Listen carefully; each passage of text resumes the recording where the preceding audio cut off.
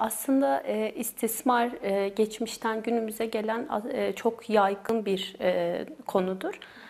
Elbette hani kolektif yaşamla beraber bizim mesela çocukluğumuzda yaşadığımız doğayla, toprakla bütünleştiğimiz alanlarımız mevcuttu tabii ki ama bir noktada da bir şeylerin eksikliğini de çocuk olarak hissetmiş olabiliriz.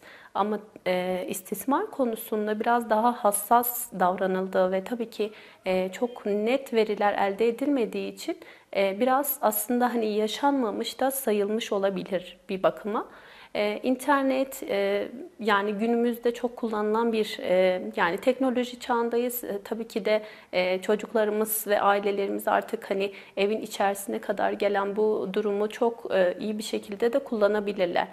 İhmal çocuğumuzun ya da biz bakım verenlerin o bireyi eğitim, sağlık, ekonomik anlamda bir zarara uğratma noktası ihmal konusuna girmekte ve tabii ki istismarda biraz daha geniş detaylı değerlendirildiğinde biraz daha onun fiziksel, ruhsal ve gelişimsel süreçlerini yani zihinsel gelişim süreçlerini ve özellikle cinsel süreçlerinin baltalanması ve zarara uğratılması adına yapılmış her türlü davranış ve harekete denmektedir.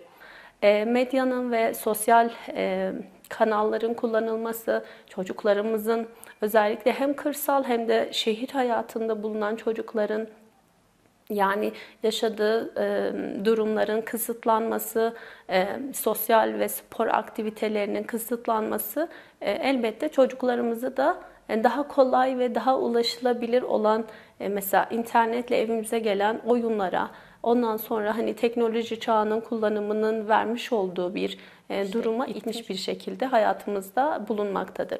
Evet, teknoloji çağındayız. Bizim de aslında çocukluğumuzda yaşadığımız istismarlar da göz önünde bulundurulduğunda bir yetişkin bu konuda artık neler yapabileceği hakkında biraz bilgiye sahiptir.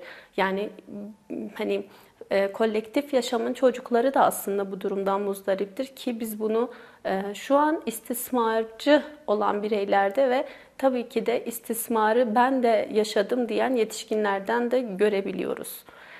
Aslında aileler tabii ki de pandemi insanlarda çok belirsizlik durumu yarattı. İnsanlar neye uğradıklarını şaşırdılar. Bir nevi hani karşınızda bir tehlike var ama o tehlikenin ne olduğunu görmüyorsunuz ve bilmiyorsunuz. Sağlık alanında eksiklikler var, eğitim alanında eksiklikler var ve özellikle eğitim alanında artık hani evlerimize kadar gelen internet vasıtasıyla online eğitimler düzenlendi. Bu sebepten dolayı çocuğumuz artık elinde tabletle gezer bir hale dönüştü.